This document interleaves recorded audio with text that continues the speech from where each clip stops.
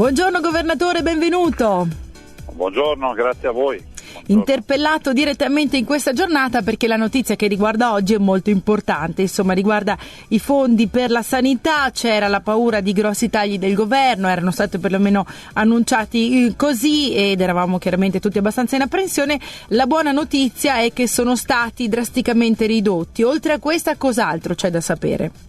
È che noi quest'anno abbiamo chiuso bene una trattativa e devo dire che l'assessore Coletto e il nostro dirigente Mantoan e tutto lo staff hanno lavorato bene per questa trattativa.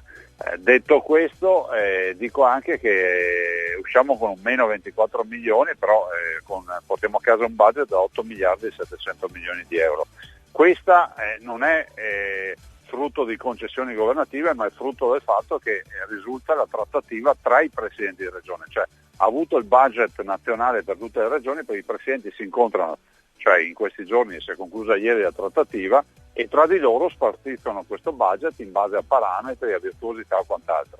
Ma l'altro effetto positivo è che abbiamo finalmente, e io spero per l'ultima volta, chiesto e ottenuto l'applicazione dei costi standard, che per noi significa la paghetta solo a chi si comporta bene.